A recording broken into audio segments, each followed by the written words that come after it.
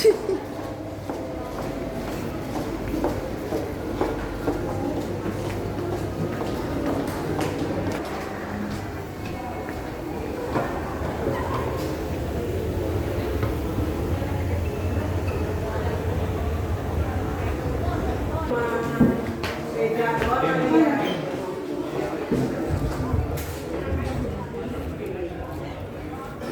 ini, Dr. Marina bekerja di Rumah Sakit Pemerintah Sukabumi, juga di Fakultas Ilmu juga merupakan reviewer dan editor pada jurnal nasional dan internasional. Kepada Dr. Marina, 30 menit milik dokter.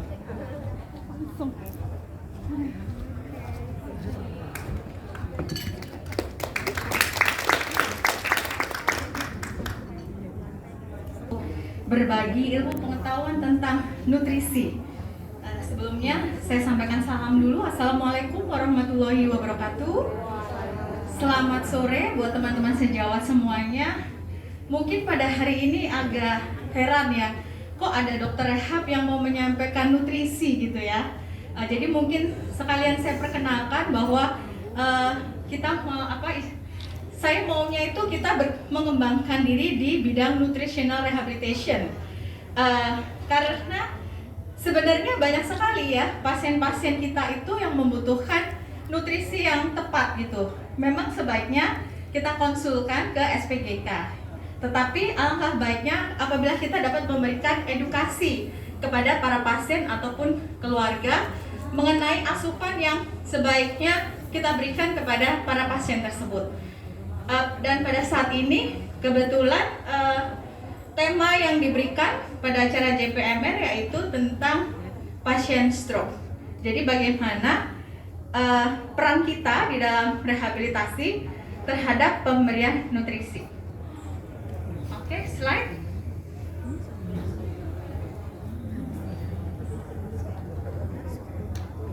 Ya, kita ketahui bahwa stroke itu sendiri mempunyai klasifikasi ya. Di dalam coding kita ada coding di 160 sampai 169. Di sini kita bisa baca dari subarachnoid hemorrhage, kemudian intracerebral hemorrhage, other non-traumatic intracranial hemorrhage, kemudian ada cerebral infarction, stroke non-specified dan lain sebagainya ya. Di sini sudah ada coding-codingnya. Jadi kita nantinya nggak akan bingung karena selama ini pada prakteknya saya sendiri mengalami ya. Ternyata apabila coding kita di diagnosa BPJS itu tidak sesuai, maka klaimnya tidak akan dibayarkan. Khususnya untuk rawat inap ya. Jadi kebanyakan pasien itu dirujuk dengan stroke CVD, kita lupa bahwa di situ ada diagnosa fungsional atau untuk SPKFR yang harus diklaim. Nah, inilah coding-coding yang bisa saya berikan.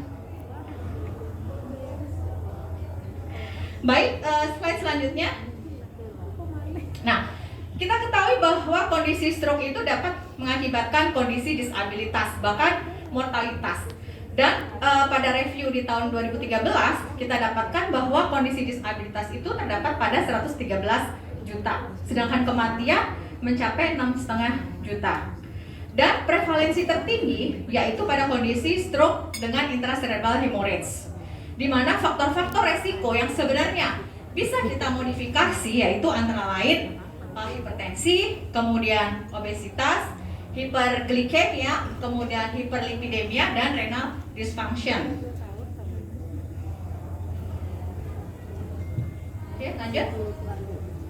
Ya, pada saat ini kita akan membicarakan tentang malnutrisi, di mana pada kondisi stroke itu yang paling beresiko mempunyai efek negatif yaitu malnutrisi. Oleh karena itu kita harus sangat berhati-hati. Di mana di kondisi malnutrisi ini bisa disebabkan oleh masalah oral, kemudian kondisi disfagia, kronik inflamasi, kakeksia, frailty, dan sarkopenia. Di mana hal tersebut menyebabkan prognosis yang buruk. Dan untuk itu kita sebenarnya bisa mengakses terlebih dahulu, yaitu antara lain bagaimana status gizi pasien tersebut secara dini, kemudian bagaimana kita mengintervensi asupan makanannya secara tepat, dan jangan lupa kita tetap pendekatan secara multidisipliner. Next. di akhir-akhir ini bahwa permasalahan yang sering timbul yaitu akibat karena adanya manajemen dari asupan gizi itu sendiri dan manajemen berat badan, yaitu pada kondisi stroke di awal, di mana hal tersebut terkait dengan adanya kondisi frailty dan pengembangan dari fungsi fisik. Kemudian bagaimana penambahan berat badan pada pasien stroke, serta bagaimana ketersediaan energi di dalam tubuh pasien stroke tersebut. Kemudian bagaimana hubungan antara aktivitas fisik dan kualitas dari diet. Dan yang paling terpenting di sini yaitu kebutuhan terhadap L-karnitin dan derajat kognitif. Hal tersebut itu dapat memprediksi bagaimana prognosis dari pasien stroke tersebut. Oleh karena itu, kita perlu pendekatan secara multi level dan multidisipliner sebagai upaya untuk preventif. Hal-hal yang perlu kita perhatikan di mana strategi terhadap asupan makanan pada pasien stroke tersebut yaitu asupannya, nutrisinya harus adekuat, kemudian harus mengurangi garam dan intervensi diet yang lainnya. Nah, kondisi komorbiditas, kemudian aktivitas fisik dan kualitas diet di sini secara signifikan pastinya akan berhubungan dengan status disabilitas, di mana kondisi negatif yang berdampak terhadap komorbiditas ataupun disabilitas itu ternyata dapat dimodifikasi oleh aktivitas fisik dan kualitas dietnya. Di mana hal ini sangat penting terutama di dalam perbaikan rehabilitasi pada pasien stroke. Dan disinilah kita dapat melakukan aplikatif secara praktis. Next. Nah, di sini dapat kita lihat bahwa pentingnya mengakses yaitu dietary approach untuk menghambat terjadinya hypertension. Jadi di sini ada gambaran porsi-porsi yang harus diberlakukan kepada penderita stroke karena kondisi inilah yang dapat menyebabkan penyakit kardiovaskuler khususnya stroke itu dapat memperberat. Jadi dalam hal ini yang harus diperhatikan yaitu bagaimana gaya hidup sehat mereka, terutama dietnya, kemudian aktivitas fisik yang mana hal tersebut secara signifikan berhubungan dengan kondisi kardiovaskuler khususnya pada penyakit stroke ataupun penyakit jantung yang lainnya. Oke, lanjut. Jadi di sini hubungannya apa ya? Jadi untuk diet healthy, bagaimana diet yang sehat, kemudian indeks dari kelemahan yang rendah itu sangat berhubungan sekali, di mana hubungan yang positif itu akan mempengaruhi terhadap massa otot, kemudian kekuatan otot, dan performa secara fisik. Dan hal itu secara otomatis merupakan pendekatan yang efektif untuk mencegah terjadinya malnutrisi dan disabilitas secara fungsional. Di literatur yaitu di Sato et al. Pada tahun 2021 menunjukkan bahwa asupan nutrisional yang dilakukan secara awal ya pada saat terjadinya stroke akut dan dia masuk ke rumah sakit di awal itu maka akan memperbaiki kondisi pasien stroke dalam melakukan aktivitasnya sehari-hari. Next. Ya. Di sini ada beberapa literatur yang bisa kita pahami bahwa dengan adanya asupan energi yang tinggi selama minggu-minggu pertama pasca stroke itu akan menyebabkan kondisi dia cepat keluar dari rumah sakit secara singkat. Dan kemudian pasien di mana usianya 70 tahun dengan body mass index kurang dari 20 kg meter kubik ya, dengan melakukan rehabilitasi pemulihan, maka dalam hal ini ketersediaan energi di dalam tubuhnya itu akan menyumbangkan penambahan berat badan dan otomatis dapat meningkatkan massa otot skeletal. Dan di sini didapatkan hasil bahwa dari 9.600 kilokalori dari energi itu dapat menambah berat badan sebanyak 1 kg. Dan untuk mempertahankan berat badan pada kondisi pasien stroke, pada saat awal di rehabilitasi pemulihan itu sangat berhubungan dengan perbaikan terhadap fungsi fisik pasien tersebut. Oleh karena itu, kita perlu melakukan manajemen nutrisional secara agresif, terutama di awal-awal stage ya, atau pada saat pasien masuk rumah sakit. Jadi kita jangan lupa, pada umumnya tuh kita selalu berpikir bahwa pasien stroke dikonsulkan kemudian dilakukan exercise. Kita lupa bahwa untuk melakukan exercise itu mereka membutuhkan energi, sehingga tidak akan memperberat kondisi muscle-nya. Oke, lanjut. Ya. Jadi di sini bahwa diet yang sehat atau yang tepat itu akan menurunkan konsentrasi terhadap kondisi inflamatori yang dalam tubuh pasien tersebut, yang merupakan faktor resiko terjadinya penyakit kardiovaskuler. Hal ini terbukti yaitu selama pandemi COVID-19 diberikannya terapi nutrisi, maka akan menyebabkan terjadinya sistem imun yang lebih bagus, kemudian mengurangi inflamasi dan memperbaiki status fungsional. Dan di mana hal tersebut juga ternyata dapat menurunkan kondisi trombosis, yang mana hal tersebut merupakan resiko terjadinya penyakit kardio atau cerebrovaskuler, terutama stroke, yaitu pada kondisi COVID-19.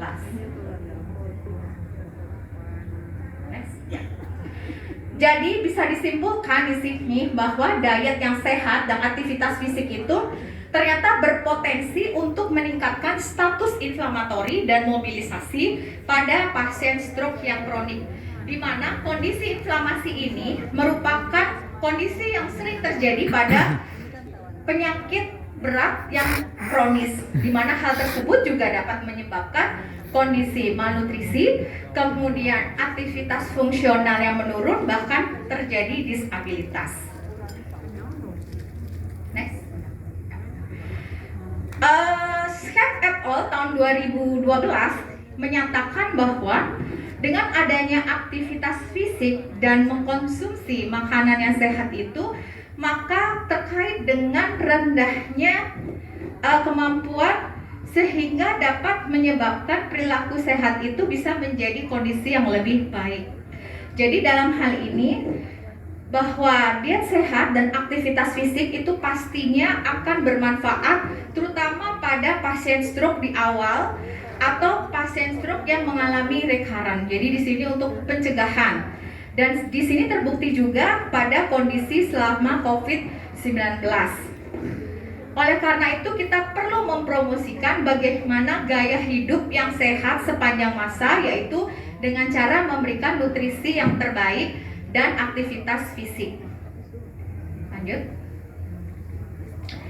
Ini juga ada beberapa literatur yang menyatakan bahwa kondisi aktivitas fisik dan diet yang berkualitas itu signifikan akan mengurangi dampak negatif terjadinya komorbiditas ataupun disabilitas pada pasien stroke. Dan kondisi pre-stroke itu pun akan berhubungan dengan penurunan fungsi fisik pada beberapa bulan pasca stroke, yaitu dapat dicegah dengan meningkatkan aktivitas fisik dan pemberian diet yang berkualitas. Next. Nah, aktivitas fisik di sini yaitu harus dilakukan secara independen. Kemudian khususnya pada pasien-pasien yang sedentary, nah itu kita harus lebih memperhatikan supaya tidak mengkonsumsi banyak makanan karena mereka kurang beraktivitas. Next. Nah, kondisi-kondisi sarkopenia dan malnutrisi itu harusnya diobservasi secara reguler karena di sini dapat menghambat perbaikan dari kondisi rehabilitatif, di mana instrumennya yang bisa dilakukan yaitu dengan melakukan bioelectrical impedance analysis, kemudian dual energy X-ray absorptiometry. Nah, hal tersebut dapat dilakukan untuk mengevaluasi massa otot skeletal dan untuk mendiagnosis sarkopenia. Next. Ya. Dan di sini yang tadi saya sudah sebutkan bahwa pentingnya L-carnitin menurut literatur dari Yuno et al.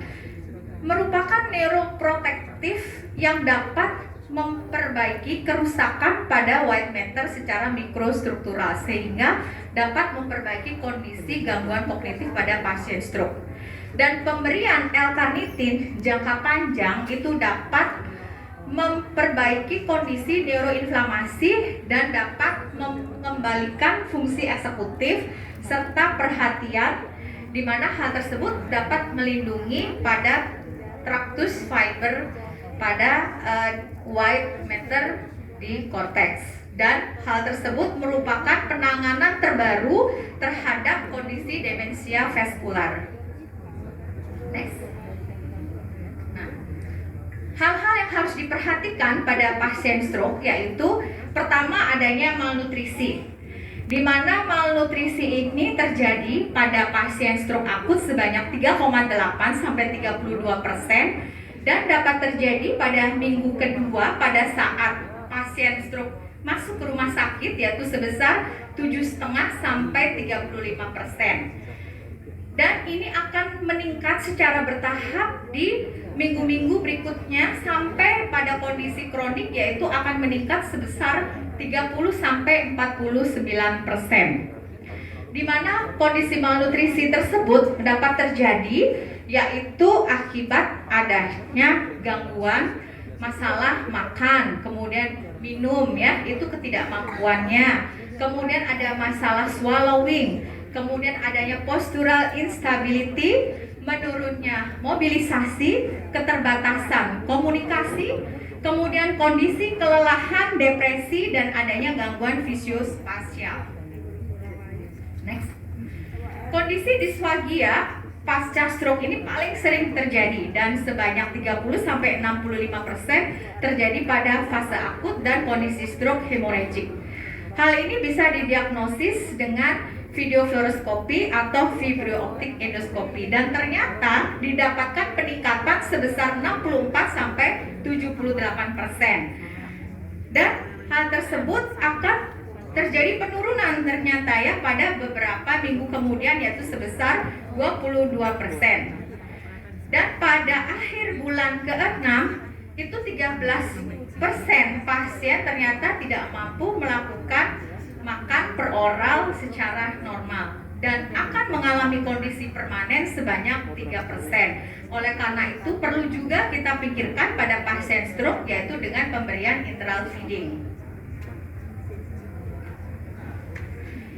Pada kondisi pasien stroke itu juga bahwa basal energy requirement itu akan meningkat sebesar 7-26%,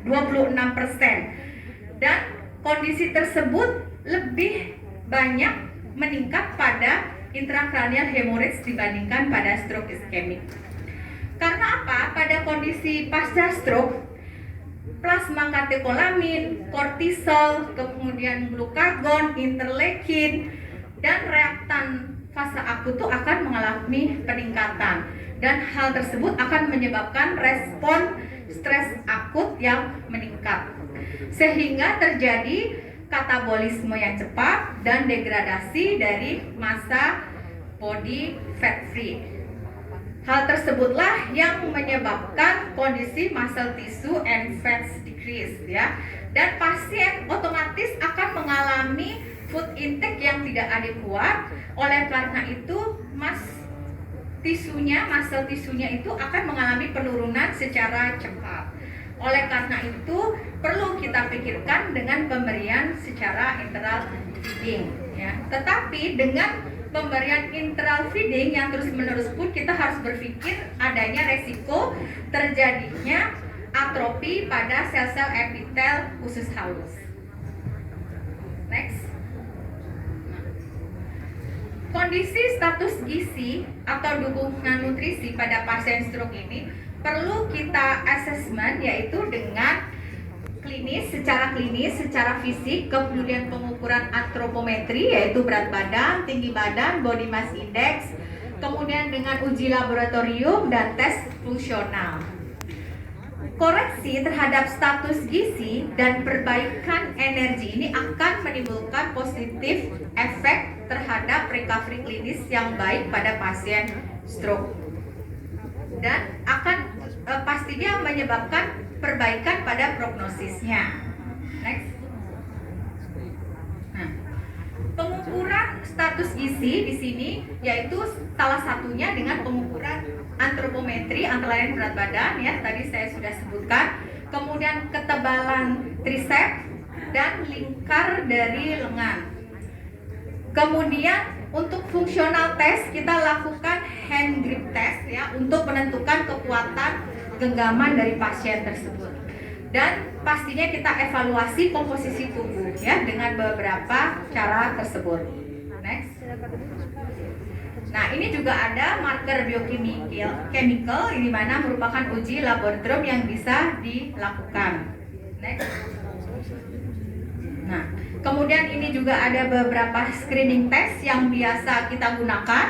Kemudian ada evaluation test juga. Next. Ya.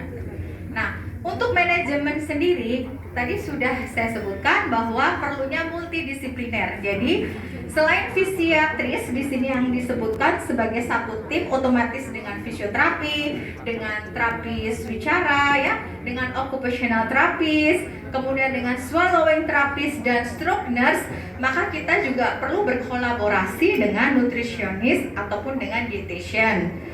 Dan tidak lupa juga pastinya dengan neurologis.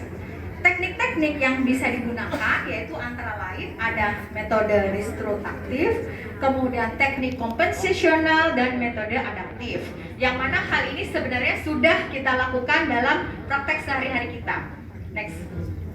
Nah, di sini ada metode restoratif di mana tujuannya yaitu untuk memfasilitasi perbaikan terhadap fungsi menelan, yaitu dengan cara melakukan manuver, kemudian latihan penguatan pada otot-otot menelan, koordinasi orofaringeal, kemudian latihan sensori motor, latihan takcin, kemudian latihan mengunyah, dan latihan penggerakan dari otot-otot laring ya.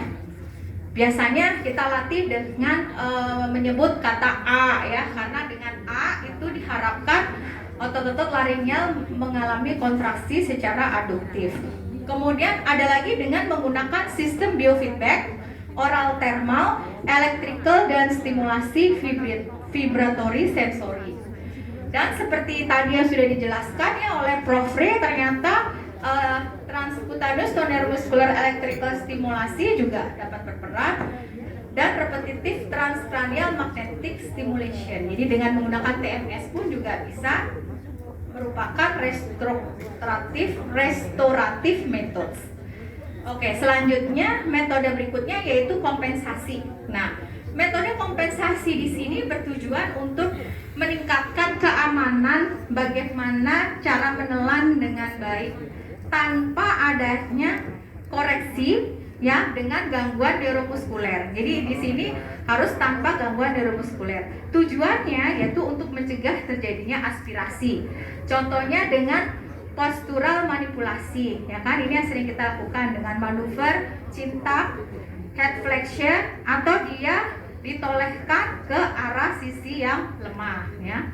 Di sini juga bisa disebut sebagai multiple swallowing, kemudian forced swallowing, supraglottic swallowing, kemudian supraglottic swallowing, Mendelssohn maneuver, dan laryngeal elevation. Kemudian metode yang berikutnya yaitu dengan adaptif metode, yaitu dengan pengaturan diet, di mana kita harus memodifikasi diet tersebut, yaitu dengan diet lunak yang diperkaya dengan nutrisi baik mikronutrien maupun makronutrien, dan harus ada ketebalannya ya. Jadi tidak boleh terlalu cair karena dapat menyebabkan resiko aspirasi. Kemudian perlu adanya support eksternal, yaitu supaya makanan itu tidak terlambat setiap harinya terhadap pemberian kalori dan protein. Apabila memang tidak bisa dilakukan secara oral, maka perlu kita pertimbangkan dengan menggunakan enteral tube feeding ataupun PEG ya, percutaneous endoscopic gastrostomy, walaupun pastinya ada resiko yang harus kita pertimbangkan. Next. Nah, di sini ada cara pengukuran kebutuhan kalori pada pasien stroke. kita biasa gunakan indirect calorimetry ya. Kemudian kita ukur dengan rumus ini dengan menggunakan metabolic rate yaitu kilokalori per hari kebutuhannya. Nah, kesimpulannya yaitu kebutuhan kalori pastinya berhubungan dengan jenis kelamin dan berat badan. Tetapi standarnya yaitu yang dibutuhkan sebesar 20 sampai 30 kilokalori per kilogram berat badan per harinya. Next. Nah, kemudian untuk pemberian asupan secara oral ya yang tadi sudah dijelaskan bahwa harus diberikan dalam bentuk bubuk semi solid dan lebih kental. Yang pasti kaya dengan makro dan mikronutrien. Dan perlu juga kondisi-kondisi fisik untuk mendukung dapatnya pasien tersebut melakukan asupan oral nutrisi yang tepat, yaitu otomatis fungsi menggenggam, ya kan? Kemudian secara klinis harus baik dan hal tersebut akan menimbulkan efek positif di mana kondisi untuk masuk ke rumah sakit menjadi lebih singkat. Oleh karena itu di sini yang perlu kita perhatikan bahwa harus adanya kebutuhan, harus terpenuhinya kebutuhan kalori dan protein secara adekuat. Ya. Nah, untuk enteral feeding, jadi kalau misalnya pasien itu tidak mampu melakukan oral feeding, maka kita rekomendasikan dengan enteral feeding, di mana di sini diberikan secara infus dengan tube sebanyak 20 ml per jam. Dan apabila tidak terjadi komplikasi, maka bisa dinaikkan sebanyak 10 sampai 20 ml per jam setiap 8 sampai 12 jam sampai tercapai target kalori yang dibutuhkan oleh pasien.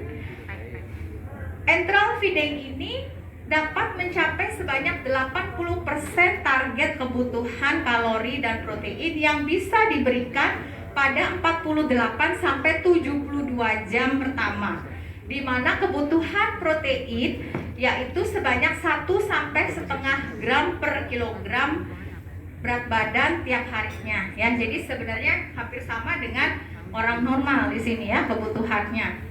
Dan apabila pasien itu masuk ICU, maka kebutuhannya akan lebih sedikit meningkat, yaitu sebanyak 2 gram per kilogram berat badan per hari.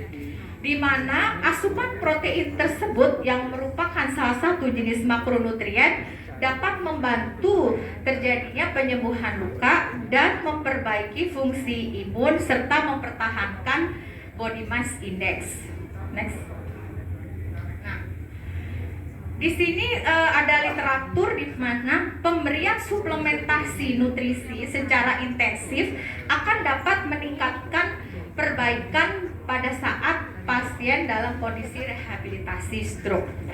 Di mana kebutuhan kalori yang terdiri dari 240 kilokalori dan protein sebanyak 11 gram yang diberikan dalam 8 jam, setiap 8 jam, jadi dalam sehari itu bisa diberikan sebanyak 3 kali selama pasien selama pasien menjalani rehabilitatif, maka akan berhubungan dengan perbaikan fungsi motorik dan otomatis mempersingkat waktu tinggal di rumah sakit.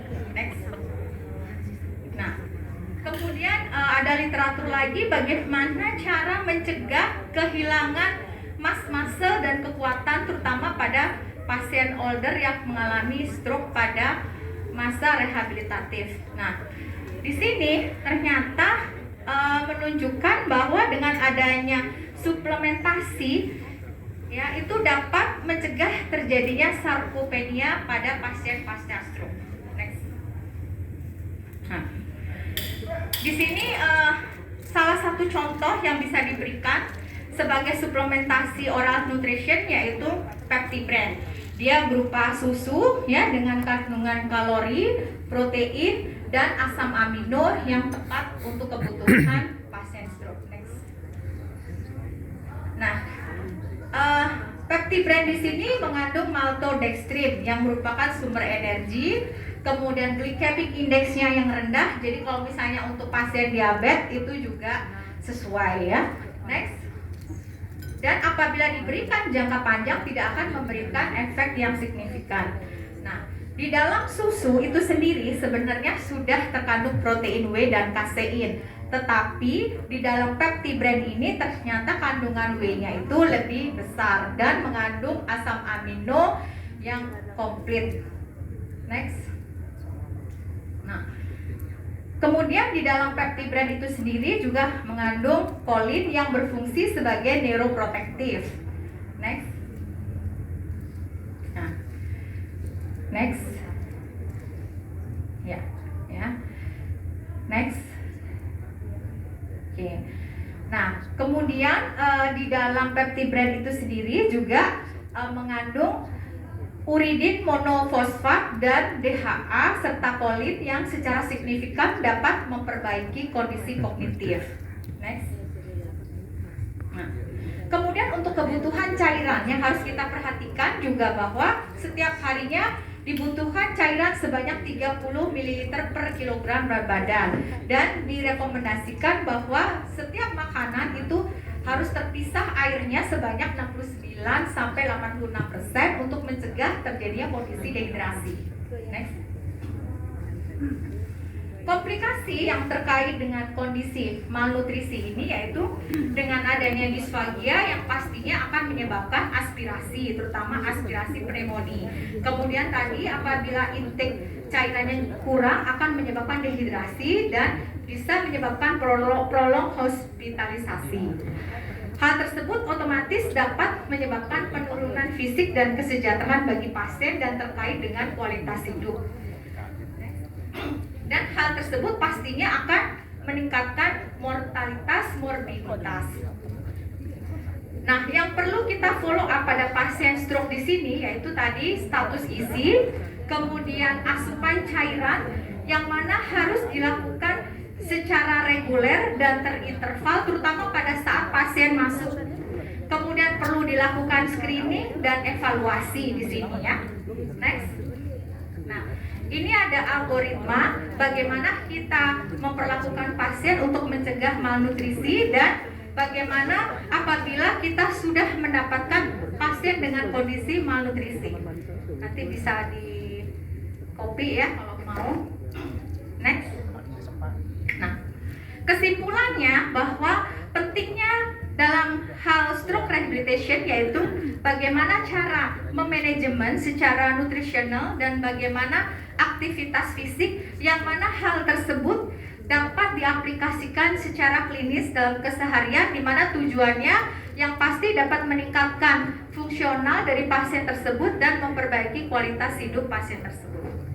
Demikian yang bisa saya sampaikan, mudah-mudahan bermanfaat. Terima kasih. Wassalamualaikum warahmatullahi wabarakatuh.